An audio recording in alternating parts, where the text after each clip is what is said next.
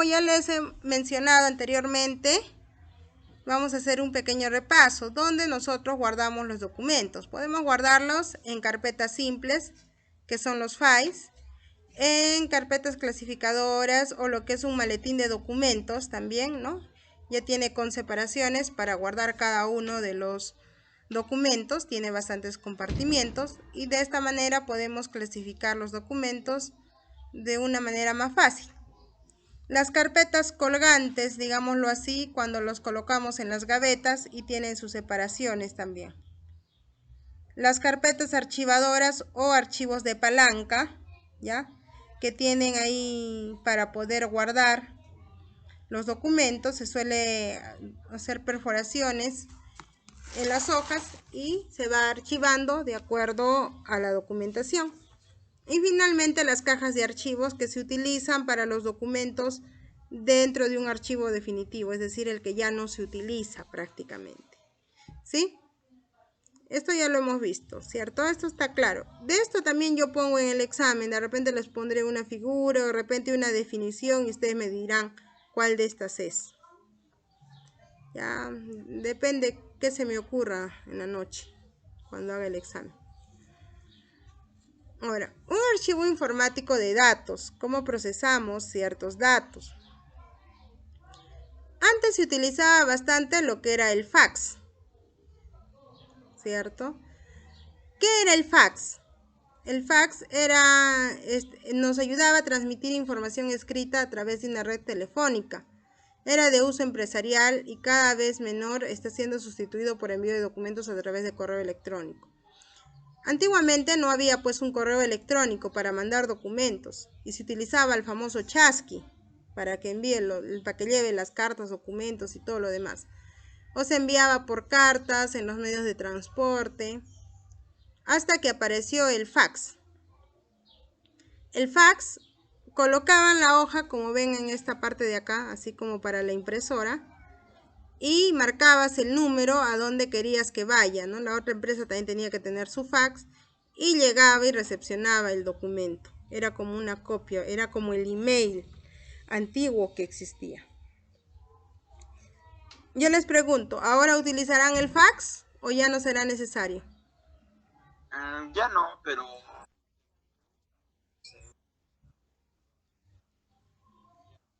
¿Conoces algún lugar?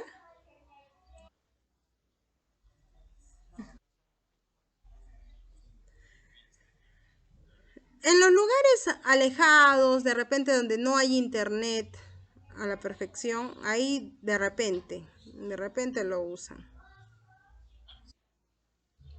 No, en este caso no. Yo me acuerdo que en el distrito de Quilca utilizaban este fax, hasta ahora último han usado.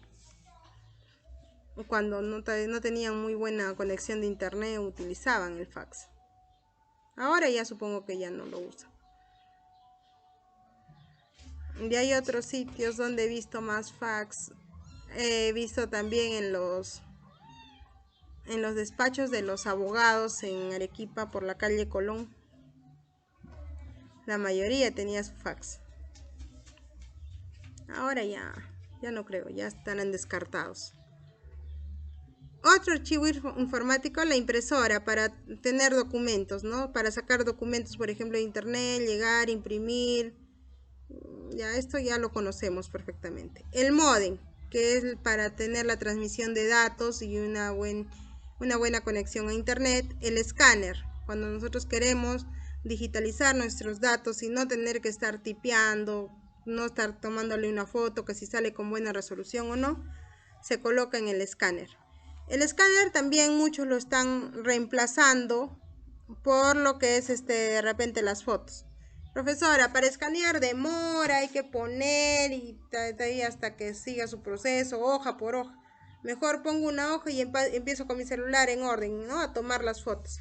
Siempre y cuando haya una buena resolución de la cámara, como dice, salgan nítidas, entonces puede ser válido. Pero si no tienes una buena resolución, entonces puedes utilizar el escáner. Y otros equipos multifuncionales, ¿no? Las impresoras que la mayoría creo que tienen en casa ahora son las múltiples, que sacan copia, escanean, imprimen. ya tiene todo el trabajo en uno solo. La protección de documentos de información. Esta parte sí es muy importante. ¿Cómo nosotros protegemos los documentos escritos? Dice, crear procedimientos claros de uso y manipulación de documentos. Establecer un sistema de archivo protegido para documentación sensible, con llaves, cámaras, cajas de seguridad. También crear copias de dicha documentación y guardarlas en lugares distintos. Cuando tenemos información escrita muy valiosa, como dice, guardarla bajo 7 llaves, como dice el dicho. Guardarlos en un archivo general, que sean bien custodiados, además tener otras copias de ciertos documentos, ¿ya? Elaborar un plan de actuación ante accidentes. Por ejemplo, un documento escrito que ustedes guardarían como oro, ¿cuál sería?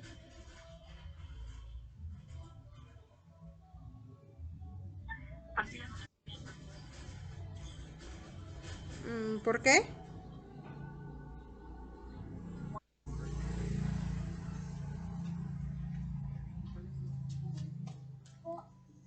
Pero puedes acceder a una partida de nacimiento fácil. Vas a la RENIEC o vas a la municipalidad y obtienes. Excepto que sea pues lejos, ¿no? Supongamos que haya nacido, no esté en la RENIEC. Claro, dependiendo de la situación. Tú has nacido en Pedregal, solo se iba a nacer ahí.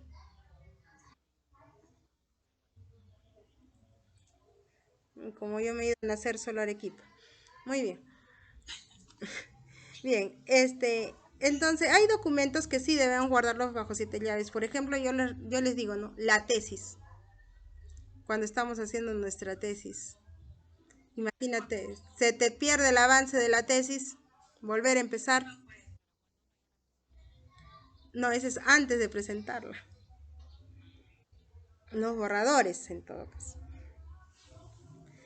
A ver, otro documento que guardamos como oro, por ejemplo, escrituras públicas, herencias, documentos, cartas de poder, títulos, títulos de propiedad, títulos universitarios, de instituto, de tu carrera, de certificaciones. Eso también hay que guardarlo como oro porque se te pierde, no vas a ir a solicitar duplicidad, te cuesta más y todo el trámite y el papeleo que hay que hacer. Los DNIs. No es cuestión de estar perdiendo los DNIs cada rato. Ahora, es importante nombrar un responsable de seguridad por el archivo físico de documentos escritos. Establecer mecanismos que impidan la divulgación de aquella documentación, cuyo conocimiento externo puede ocasionar perjuicios para la empresa o terceras personas. O sea, es decir, hay documentos que no deben ser manipulados. Imagínate, estás trabajando en una empresa, tienes tus documentos, estás guardando y tienes, por ejemplo, información importante de un balance general, supongamos, o los ingresos de la empresa, o un nuevo proyecto que tenga la empresa. Imagínate que alguien entre y se lleve esa información a terceros. ¿Quién es el principal sospechoso?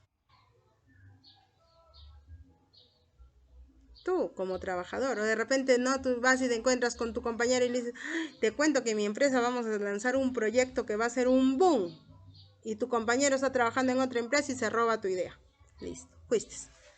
Entonces hay que tener bastante cuidado y no divulgar información que se tiene en la empresa, ¿ya? Ni documentos que puedan perjudicar a la empresa, ¿no? Exigir el secreto y confidencialidad de sus propios trabajadores. Cuando ustedes estén trabajando en una empresa, y eso es algo que siempre les digo a todos mis alumnos, tú estás trabajando en una empresa, tú estás casado con esa empresa.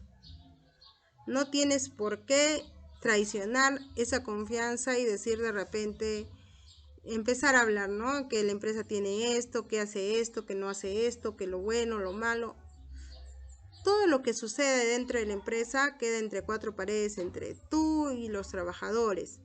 No tienes que ir a contarlo a fulano, sutano, mengano. Entonces hay que tener ese secreto de confidencialidad, ¿ya? por ejemplo, yo trabajo, supongamos, en una institución financiera, ¿ya? Y he dado un crédito de 50.000 soles a una persona X. Voy y le cuento a mi amigo y le digo, ¿sabes qué? La persona X ha sacado tanto de plata.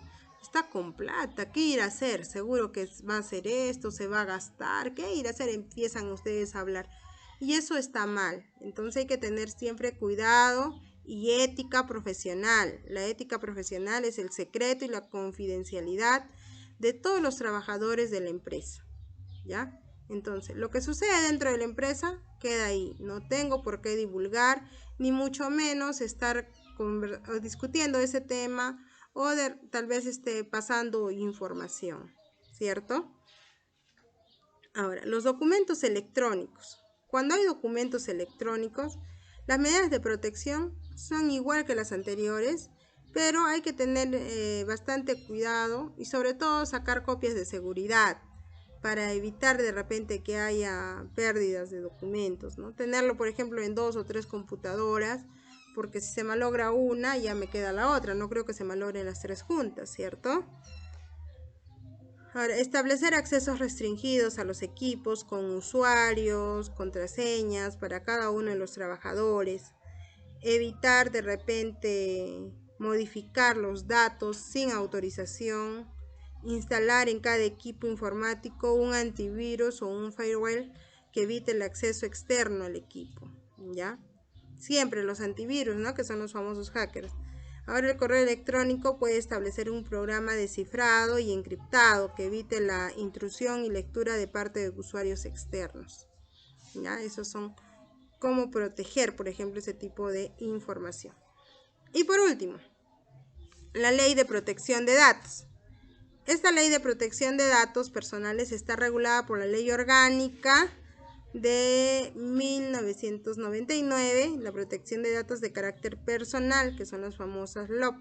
Esta ley tiene por objeto garantizar y proteger los derechos y libertades de las personas físicas, en especial honor e intimidad, siendo de aplicación a toda una empresa de archivos, dependiendo si es nacional o es extranjera. Entonces, esto es más que todo era un programa español, ¿no? Que se utilizaba bastante para la protección de datos. Ahora todos los países tienen una ley de protección de datos.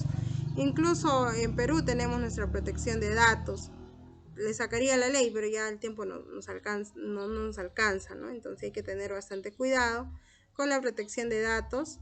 Yo les recomiendo que ustedes revisen la ley de protección de datos informáticos. Hay una ley acá en Perú también que ve esa parte, sobre todo cuando son clientes o cuando se trabaja también en tiendas online, tener bastante cuidado lo que son los spams, ¿no? Y sobre todo para los archivos. Muy bien, ¿alguna consulta adicional?